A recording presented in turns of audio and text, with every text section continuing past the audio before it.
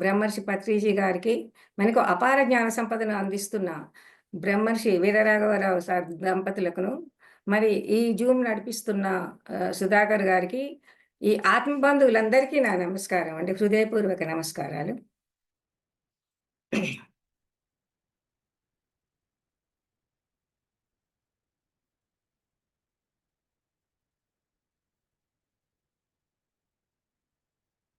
ఈరోజు నేను తీసుకున్న టాపిక్ అండి, పంచరుణాల గురించి తీసుకున్నానండి. పంచరుణాలు అయితే ఇది రాజలక్ష్మి మేడం గారు చెప్పారు, మనకి పత్రిజీ గారు చెప్పారు, తర్వాత రాజలక్ష్మి మేడం గారు చెప్పారు. అది ఈరోజు నేను తీసుకున్నానండి. అయితే మనం ఈ ధ్యాన మార్గంలోకి వచ్చాము, కానీ నేర్చుకోవాల్సింది ఎంతో ఉంది.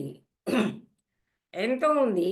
అయితే ఏంటంటే మన ముందుకు ఇది వచ్చింది అంటే మనం ఇది నేర్చుకోవాలి అని ప్రకృతి మనకు ఎప్పుడైతే మనము ఈ ధ్యాన మార్గంలోకి మనం వచ్చామో మన ముందుకొస్తుందనమాట. మనం ఏం నేర్చుకోవాలి, ఏంటి అని. మనకు ఆ భావం ఏర్పడినప్పుడు ఒక ప్రకృతి ఒక సద్గురువును కలిగిస్తుంది. మనకు లభిస్తారు. ఆ ద్వారా మనము ఎంతో జ్ఞానాన్ని నేర్చుకోగలుగుతాము. ఎంత తీవ్రంగా సాధన ఉంటుందో మనకేంటంటే సాధన చేస్తాము మనము. సాధన చేస్తున్నాం కానీ, మనసు ప్రభావమే ఉంటుంది మనకు. మనసు ప్రభావంతోనే ఉంటాము. మనసు ప్రభావం ఎంత ఎక్కువ మనసు ప్రభావం ఎంత ఎక్కువుంటదో, అప్పుడు మనం ఏమనుకుంటామంటే, ప్రాపంచికంలో ఉన్నవే అవి సత్యం అనుకుంటాము. అవే నిజం అనుకుంటాము. అవి ఏంటంటే ప్రాపంచికంగా మనకు కనిపిస్తున్నవి. అవన్నీ సత్యం కావు. సత్యం కావు కానీ, మనమేమనుకుంటామంటే మన మనసు ప్రభావంతోని అవే సత్యం అనుకుంటాం. సత్యం కానివన్నీ సత్యమని మనం అనుకుంటాం. అట్లనే అలా ప్రవర్తించి అలా సంతోషంగా ఉంటాం. ఇదే ప్రపంచం గదా! ఇదే గదా సత్యము, ఇదే నిజం అనుకోని మనము అట్లా అనుకుంటూ ఉంటాము. అప్పుడు మనం ఈ ఆధ్యాత్మిక మార్గంలోకి వచ్చాక, ఈ మనసు ప్రభావం ఉంటే జీవుడిగా ఉంటాము. ఎప్పుడైతే ఆత్మ ప్రభావంతో ఉంటామో దేవుడిగా ఉంటామని మనం ఒక గురువు ద్వారా తెలుసుకుంటాం. అయితే తెలుసుకుంటాము. అయితే మనకు ఎలా జీవించాలి, ఏంటి అన్నదంతా మనము గురువు ద్వారా తెలుసుకుంటాము. ఎన్నో ధర్మాలు ఉన్నవి మనకు. మనకు ఈ ఆధ్యాత్మిక మార్గంలోకి రాకముందు ఏవో కొన్ని తెలుస్తవి గానీ, అసలు సూక్ష్మాతి సూక్ష్మంగా ఉన్న ధర్మాలు మనకు తెలియవు. ఏంటంటే, మనము ఎ ఎన్నో కొ ఎంతో మనం ఎవరు ఎలా ప్రవర్తిస్తున్నాము, ఎట్లా ఉంటున్నాము, మనం ఎవరికి రుణపడి ఉన్నాము అని అవన్నీ గూడా మనము తెలుసుకోవాలి. అంటే ఇక్కడ రుణాలు ఇప్పుడు నేనేంటంటే, మనం తీసుకున్న టాపిక్ పంచరుణాల గురించి తీసుకున్నానండి. అయితే మనము ఎవరికి ఎలా రుణపడి ఉంటాము అన్నది తెలుసుకుంటే, అయితే మనం ఏమనుకుంటామంటే, మన జీవితంలో మనం పుట్టినప్పటి నుంచి డబ్బే ముఖ్యం అనుకుంటాము. ఆ డబ్బు సంపాదన కోసమే మనము మన జీవితం అంతా మనం డబ్బు సంపాదన కోసమే మనం పాటుపడుతుంటాము. ఎవరైనా మనకొక డబ్బు అవసరం ఉండి ఎవరో ఒకళ్ళ దగ్గర ఒకళ్ళు తీసుకుంటే అది డబ్బే రుణం అనుకుంటాం. డబ్బు తప్పితే ఇంకా ఎందుకంటే మనకు అదే కనిపిస్తుంది. ప్రాపంచికంగా ఉన్నప్పుడు మనకు డబ్బు ముఖ్యం కాబట్టికి ఈ డబ్బు రుణము అలా అనుకుంటాము. అయితే ఇక్కడ మన పెద్దవాళ్ళు ఏం చెప్పారంటే ప్రాపంచికంలో రుణానుబంధం రూపేణ పశువులు, పక్షులు, సతులు, సుతులని చెప్పడం జరిగింది. అయితే ఇవే కాక ఇంకా ఈ రుణాలే కాకుండా ఇంకా ఉన్నాయి రుణాలు. అవేవంటే దేవ రుణం, ఋషి రుణం, దేవ రుణం, పితృ రుణం, మనుష్య రుణం, భూత రుణం. ఈ 5 రుణాలు మనకు ఉన్నవి. మళ్ళా చెప్తానండి ఈ రుణాలు. దేవ రుణం, ఋషి రుణం, పితృ రుణం, మనుష్య రుణం, భూత రుణం. వీటి గురించి మనకు తెలుసుకోవాలి.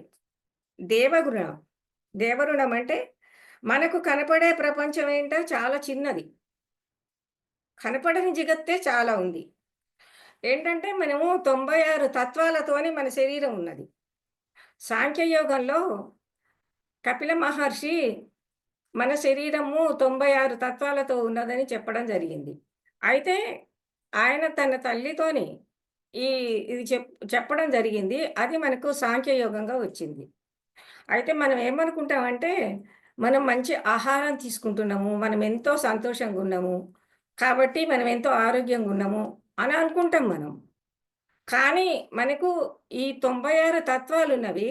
ఈ 96 తత్వాలకు 96 దేవతలు మనను నిత్యం కాపాడుతుంటారు.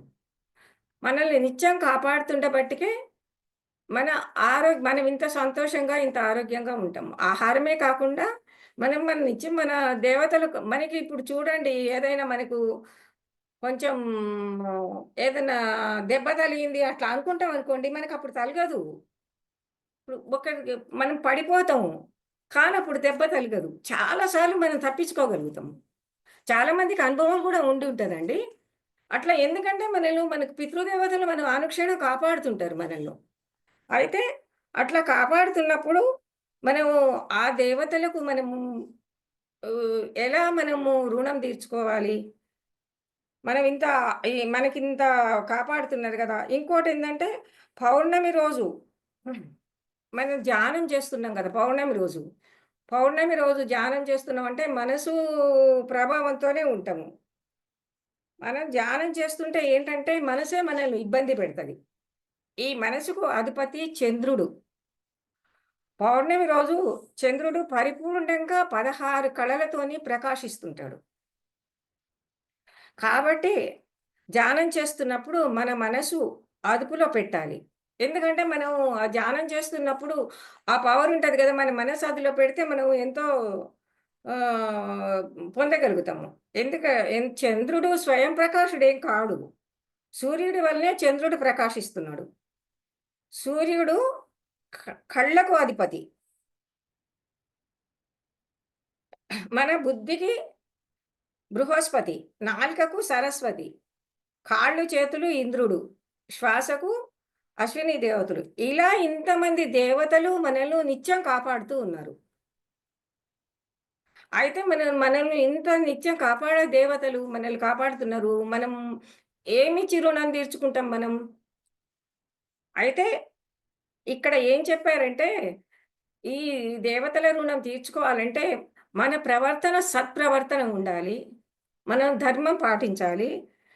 ఇంకా ఈ సత్ప్రవర్తన జ్ఞానము అవన్నీ మనము పాటించాలి. పాటిస్తే మనము దేవతలకు కొంచెమైనా ఈ సృష్టి గురించి తెలియాలంటే మనం ముందు అసలు సృష్టికర్త గురించి తెలుసుకోవాలి. అయితే సృష్టి ఏంటంటే మన సృష్టి తెలవాలంటే మన శరీరమే మనకర్థం కావాలి.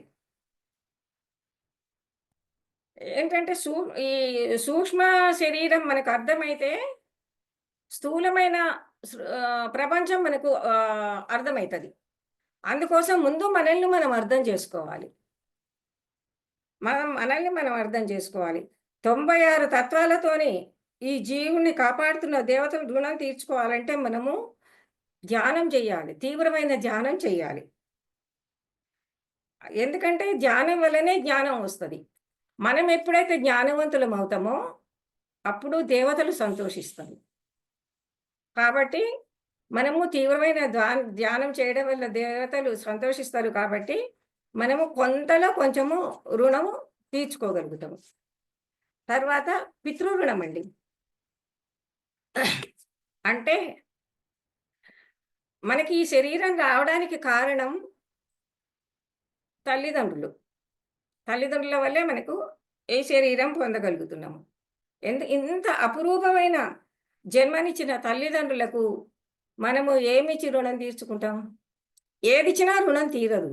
మనకెంతో అపురూపమైన జన్మ ఇచ్చిండ్రు. ఎంతో చిన్నప్పటి నుంచి ఎంతో కాపాడి ప్రతీదీ మనం చూసుకున్న తల్లిదండ్రులకు మనల్ని మనం ఏమిచ్చి రుణం తీర్చుకుంటాము? అయితే వాళ్ళు ఏంటంటే వాళ్ళను జీవించినంత కాలము హాయిగా, తృప్తిగా బ్రతకనివ్వాలి. బ్రతికే అవకాశం మనమే ఇవ్వాలి. రమణ మహర్షి ఏంటంటే, ఆయన ఏమనుకుంటాడంటే, నాకు ఏ బంధం ఉండకూడదు అని అనుకుంటాడు. అట్లాంటి రమణ మహర్షి కూడా తల్లిని తన దగ్గర ఉంచుకుంటాడు. ఎందుకోసం ఉంచుకుంటాడంటే, తల్లిని ఇప్పుడు తనిక్కడ ఉన్నాడు. తల్లి ఎక్కడో ఉంటే తన గురించే ఆలోచించుకుంటూ, సరిగా ఉండదని తల్లిని తన దగ్గర ఉంచుకొని, ఆమెకు సరి అయిన ధ్యానం చేసుకోవడానికి అవకాశం ఇచ్చి, మోక్షానికి కారణమైతాడు. అయితే వివేకానందుడు ఏం చెప్పాడంటే, మాతృదేవో భవ, పితృదేవో భవ, ఆచార్య దేవో భవ అని చెప్పాడు. మన దేశం రత్నగర్భ అని చెప్పాడు. అంత రత్నగర్భైన దేశం ఇవాళ అప్పుల పాలు ఎలా అయింది? అంటే ఇంత ఒకప్పుడు మంచిగా చాలా బాగా ఉన్నది. కానీ ఇప్పుడెందుకింత అప్పుల పాలైంది? అసలు తల్లిదండ్రులంటే గౌరవమే లేదు. తల్లిదండ్రులు జ అసలు ఎంతోమంది తల్లిదండ్రులు మంచిగా చూడడం లేదు. గౌరవంగా చూడటం లేరు. కనీసం వాళ్ళకు ఏంటంటే కావాల్సినవి గూడా మ జ వాళ్ళకి సమకూర్చడం లేదు. తీసుకుపోయి ఓల్డ్ ఏజ్ హోమ్‌లలో చేరుస్తున్నారు. అయితే ఇన్ని ఒక కాలనీ కాదండి. ఎక్కడ చూసినా గానీ ఈ ఓల్డ్ ఏజ్ హోమ్‌లే ఉన్నవి. తల్లిదండ్రులు పిల్లలు మంచిగా చూసుకుంటే ఇన్ని ఓల్డ్ ఏజ్ హోమ్‌లు ఎలా ఉంటాయి? అంటే పిల్లలసలు పట్టించుకుంటలేరు. ఎప్పుడైతే వాళ్ళు స్వతంత్రంగా జీవించగలుగుతున్నారో, అప్పుడు ఈ తల్లిదండ్రులు ఎంతోమంది అంటే అందరు కాకున్నా చాలామంది అలా ఉన్నారు. కొంతమంది ఏంటంటే, నేను ఒక న్యూస్‌లో చూసానండి. ఒకతను ద మా త కొడుకు, కోడలిద్దరూ ఒక మా వృద్ధ తల్లిని తీసుకుపోయి, ఆమె కరోనా వచ్చిందని దూరంగా ఒక పొలంలో వదిలేసొస్తారు. చాలా బాధనిపించిందండి. అసలు ఏంటి, అసలు తల్లి అంటే ఏంటి గూడా వాళ్ళకు అర్థం కాదు. వాళ్ళు గూడా ఒకప్పుడు అదే పరిస్థితికొస్తారు గదా! ఎవరైనా ఇప్పుడు మనం ఉన్నాం, ఇట్లా ఉన్నాము. తర్వాత వాళ్ళు గూడా వస్తారు గదా! ఈ స్టేజ్‌కే వస్తారు గదా! అంత జ్ఞానం ఉండదు వాళ్ళకు. ఉండకుండా ఏంటంటే, ఇప్పుడు మనకు భారమవుతున్నారు. ఎలాగోలా వదిలించుకోవాలి అన్నట్టు వాళ్ళేం చేస్తారంటే, ఏ ఆశ్రమంలోనో అలా పడేస్తున్నారు. అది చాలా తప్పండి. అది ఏంటంటే, తల్లిదండ్రుల రుణం తీర్చుకోవాలంటే వాళ్ళని బాధ్యతగా తీసుకోవాలి. వాళ్ళు బ్రతికినంత కాలం వాళ్ళని సంతోషంగా ఉండడానికి వాళ్ళకు వాళ్ళని చూసుకోవాల్సిన బాధ్యత ఉన్నది. ఇంకా తర్వాత ఋషి రుణం ఉన్నదండి. ఋషి రుణం. ఋషి రుణం అంటే ఈ కలియుగంలో సనాతన ధర్మం నడుస్తున్నది. ఎంతోమంది ఋషులు వశిష్ఠుడు, గౌతముడు, పరాశరుడు ఇలా ఎన్నో పుస్తకాలు, ఎన్నో ధర్మశాస్త్రాలు రాసి మన ముందుంచిండ్రు. మన సంస్కృతి, ధర్మశాస్త్రాలు రాసి ఉంచిండ్రు. మానవుడికి ఉన్న ధర్మం తెలుసుకోవాలంటే, ఆచరించగలిగితే, సత్యాన్ని తెలుసుకోవాలంటే, ఇవన్నీ మనం ధర్మశాస్త్రాలు ఇవన్నీ చదవవలసుంటది. కలియుగంలో పరాశర ధర్మం నడుస్తుంది. ఈ సంస్కృతి కాపాడలేకపోతే, మనం జంతువుల్లాగే ఉంటాం. మానవులకే ఈ ధర్మశాస్త్రాలు తెచ్చుకొని ధర్మాన్ని ఆచరించగలిగితే సత్యాన్ని తెలుసుకోగలుగుతాము. మానవుడికి ఉన్న ధర్మం తెలుసుకుంటే సత్య దర్శనం కలుగుతుంది.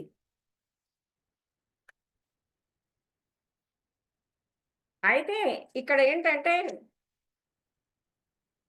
మనకు ఉన్న ధర్మాలున్నవి. అయితే సంసార సంసారంలో కూడా ధర్మాలున్నవి. కుటుంబము, తల్లి, తండ్రి, బాధ్యత, భార్య, తోబుట్టువులు అన్ని ధర్మాలు కూడా పాటించాలి. అన్ని ధర్మాలు పాటిస్తూ ఈ సాధన చేయాలి. మనం ధ్యాన సాధన చేయాలి. ధర్మాన్ని తప్పితే సత్యాన్ని చేరుకోలేము. ధర్మం తప్పినందుకే రావణాసురుడు సత్యంగా బ్రతకలేకపోయిండు. నశించిపోయిండు. ధర్మంగా లేకపోతేనే. అహంకారంతో ఉండి నశించిపోతాడు. గనిలో ఏంటంటే లభించిన వజ్రం సాన పట్టితేనే ప్రకాశిస్తుంది. అలాగే ధర్మం లేకపోతే సత్యం ప్రకాశించదు. కాబట్టి ధర్మం ప్రభావితం కావాలంటే మనం సత్యం తెలుసుకోవాలి. సాధనలోకి వచ్చాకే ఈ జీవహింస, అధర్మం, మాంసభక్షణ, మహాపాపం ఇవన్నీ ఇవన్నీ ఋషులు చెప్పిన ధర్మశాస్త్రాలలో ఉన్నవి. ఇవన్నీ మనం పాటించాలి. ఈ ధర్మాలన్నీ ఎప్పుడైతే ఈ శాస్త్రాలు, ధర్మాలు పాటించగలుగుతామో, అప్పుడు ఈ ఋషి రుణం మనము తీర్చుకోగలుగుతాం. తర్వాత మనుష్య రుణమండి. మనుషుల సహకారం లేకుండా మనం ఏమీ చేయలేము. మనుషుల సహకారంతోనే మనం జీవిస్తున్నాం. సమాజంలో మనం మనుషులము. సమాజం అంటే అందరం మనం ఒకరికొకరు సహాయపడుతూ ఉండాలి. ఎందుకంటే సహాయం లేకపోతే మనిషి సంఘంలో జీవించలేడు. ఇప్పుడు ఒక వ్యవసాయం చేస్తున్నాడు. అతను వ్యవసాయం చేస్తున్నట్టే ఎంతమంది సహకారంతోనో అతను వ్యవసాయం చేయగలుగుతాడు. ఇప్పుడు ఇంకా టెక్నాలజీలో ఎంతమంది సహకరిస్తూనే మనం ఈరోజు ఇట్లా కూర్చొని ఇవి చూడగలుగుతున్నాము. ఈ ఫ్యాన్ తిరుగుతుంది. ఇవన్నీ వాళ్ళు ఒకప్పుడు చేస్తేనే కదా మనం ఇవాళ అనుభవిస్తున్నాం ఇవన్నీ. మళ్ళీ మనం బయటికెళ్ళిన తర్వాత మనం ఏది అవసరం ఉన్నా గానీ మనం ఒక్కలిగా సంఘంలో మనం ఒక్కళ్ళమే జీవించలేము. ఏ పని చేయాలన్నా మనకు ఎంతో డబ్బు ఉంటే ఉండొచ్చు. ఎంత డబ్బున్నా సరే.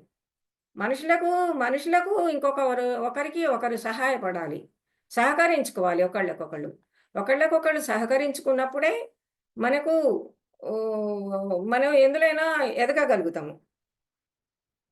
ఏంటంటే ఎందుకంటే అణువణువున గూడా ఇతరుల సహకారం తీసుకుంటూనే ఉంటున్నాం మనం.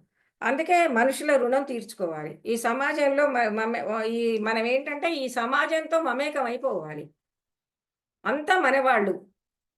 అంతా మనమంతా ఒకటి. మనమంతా ఆ భావంతోనుండాలి. ఉండి ఒకళ్ళకొకళ్ళు సహకరించుకుంటూ మనము అందరికి సహకారం అందించాలి. అందించినప్పుడే మనకు మనుష్య రుణం అనేది మనము తీర్చుకోగలుగుతాము. భూత రుణము. భూత రుణం అంటే మనకి ఈ శరీరము ఈ భూ పంచభూతాల వల్లనే మనకి ఈ శరీరం ఏర్పడింది. మనకి ఈ శరీరం ఏర్పడడానికి కారణం పంచభూతాల వల్లనే. ఈ శరీరం నిర్మించబడింది. పంచభూతాల వల్లే ఈ సృష్టి కూడా జరుగుతున్నది. వాటి రుణం తీర్చుకోవాలంటే మనం ఇప్పుడు మన శరీరము ఎట్లయితే పంచభూతాల వల్ల నిర్మితమైందో, మన పంచభూతాల వల్ల మనం ఎట్లా శరీరం తీసుకున్నామో, అన్ని జీవులు కూడా అలాగే తీసుకున్నవి. అన్ని జీవులు గూడా ఈ పంచభూతాల వల్లనే శరీరం తీసుకున్నవి. అయితే ప్రకృతి నుండి వచ్చినయి. వాటిని చంపే హక్కు మనకు లేదు. ఎందుకంటే, మనం ఆహారం కోసమని వాటిని చంపి మనం తీసుకునే హక్కు మనకు లేదు.